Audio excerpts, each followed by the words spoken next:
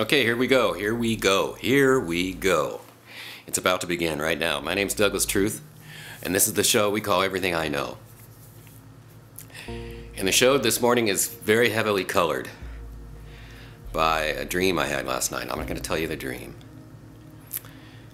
But the dream reminded me of another dream I had a long time ago that is really important to me and may be one of the most important things that ever happened to me. Was this dream. I think if I had to specify a point in time where my spiritual life, such as it is, began, it would be this dream I had back in the 1980s. I'm not sure the exact date at all for some reason. If I check my journals, maybe I can find it. But I was living in Davis, California in a trailer court, kind of a combination trailer court motor hotel built in the 30s. One of the most fascinating places I ever lived. A combination of little huts with a central bathroom that had been turned into another apartment, and trailers kind of poked into every available space. An amazing, wonderful place. There should be a reality TV show filmed there. Right next to the railroad tracks. Literally, like I lived in many places there, but sometimes it was like about 8 feet away from the tracks, and my goodness, the whole place just roared and shook. It was amazing. If you like the sound of trains, it's like immersive situation. But I had this dream there. And I woke up about 3 o'clock in the morning and it was just, everything was shattered. I just walked around the trailer park with the lights buzzing overhead. And along the railroad track with the lights buzzing overhead, the insects buzzing around the lights, clacking their wings. But in this dream, let me tell you about this friend of my father's named Ivan. And these guys were old school, World War II vets, hardcore, yeah, a lot of unsavory characteristics too, but ethical men, I thought, in their own lights. And Ivan was one of my favorites and my brothers and sisters' favorites too. It was, anyway, he had died. He had died.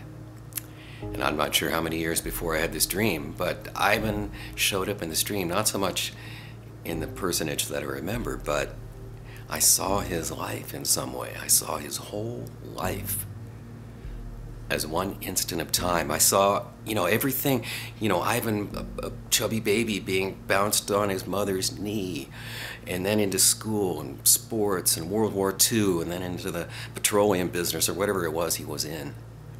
I saw the whole thing just in one instant flash.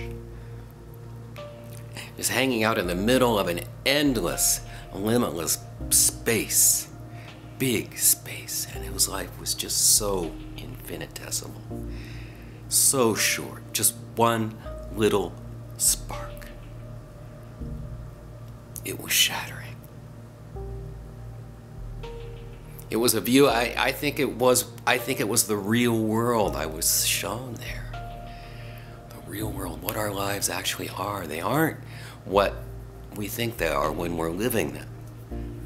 That was like the slogan that ran through my mind for days. I was shattered. I walked around in a daze, but our lives aren't what we think they are. We think they're, as we're living them, we're in the center of this action. And depending on who we are and what we're, how we're trained and the culture we come up in, it's an epic poem or a profit and loss statement or some other kind of narrative, a revenge fantasy, I'm the winner of all fantasy, or I'm all a constant loser, whatever it is, we're always the center of the action. Hero or goat. And that's all just a fantasy. That's just a fantasy. We're kind of like mayflies, I imagine, even though they're born in June, I think, but I think June bugs kind of already had that taken up, but that name. Anyway, mayflies only live for a day, I think. But their lives must seem full to them, and they imagine, I would think, that if they could just live another 4 or 5 hours, they could do all kinds of stuff. Learn how to make scrimshaw or teach themselves Mandarin or something, just like we do. Just think if we could live to be 140 years old. Scientists tell us it's possible. Wow, what we could accomplish. It just makes this infinitesimal little blip a tiny bit longer to no effect usually. The effect is outside. See, Ivan told me, in a way, in his way, that it's an inside joke, our lives, inside joke. meaning that when we're inside of it, we don't get the joke. We don't get the joke until we're outside. And so in my story, when Dorothy is on the road to becoming death in my show, An Intimate Evening with Death herself, she experiences that through another person, but she sees the moment of truth. She sees the real world. It's kind of like, if you've read Lovecraft at all, it's like Lovecraftian, but without the paranoia. Lovecraft, you know, his characters look up at the night sky and see the stars, and they're horrified by the immensity and the caringlessness of the universe toward humans. We're insignificant, not even worms. And this is Lovecraft's view.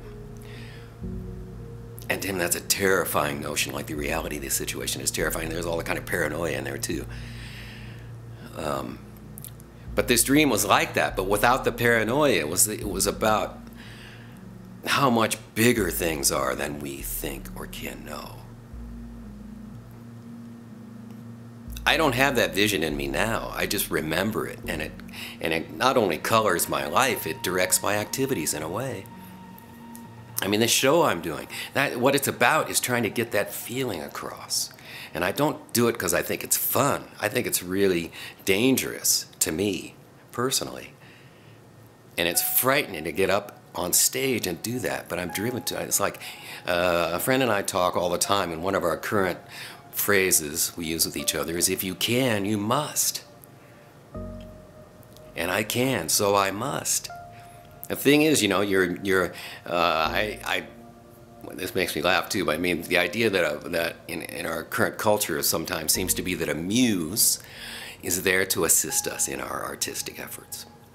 It's like, ha ha, you know, dark ha ha to that one, because it's the other way around, if anything. It's that, you know, there are larger forces that have an agenda, I suppose. This is all my imagination, but it could be true. I actually think it is. I feel that it is. I don't think so much. I feel that it's true. And we serve them. We're slaves, you know, and so, you're given a task that's frightening or too daunting or too fucking hard. Too much work over and over and over. I get that all the time. I'm a lazy person. But you just get thrown against the wall, so to speak, in one way or another, and it's like, okay, all right. You know, don't break another one of my fingers. I'll do it. Kicking and screaming, right? But once I get into it, I start to enjoy it in this way that, I don't know what poem the line comes from, but shine in use. The idea that you want to shine in use. I feel like I'm a creation of some other higher entity, and my highest existence is to do their bidding, to do their will. Because I feel it's a good one, you know, if not, I would opt out or attempt to. But it feels like the high, and so this dream awakes me to that idea. That our lives are so much more than we think they are, and so much less in another way. Both are sobering and givers of responsibility. When I'm reading this book of comments on Padmasambhava's work in the Buddhist realm. And the whole first part of the book is, you know, forget about a highfalutin meditation you want to do. Just concentrate on the imminence of your death and the unpredictability of it. You know, I got a toothache this morning. Maybe that sucker's going to have to come out. You know, it's like we're constantly falling apart. It's a race against entropy. You know, we're falling entropy. When we die, that means entropy has taken over our bodily systems, not so much our spiritual self. That moves on and maybe is able to exist in a completely different way. A better way, but as long as we're in these bodies, we got to do the job. That's my opinion. You know, it's like I have a real Saturnian, Capricornian thing going in me. I'm not sure if it shows up in my chart, but I feel it's like, you know, get to work. I was a kind of a semi-manager in some of the restaurants I worked at, and I realized one day, it's like, you can be a real asshole. You know, that's good information, I think.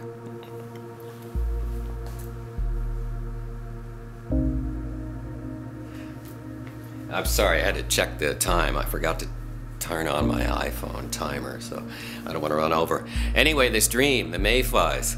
You know, Ivan was such a character. He had these phrases, old-time phrases. He was a mayor of a small town in Indiana.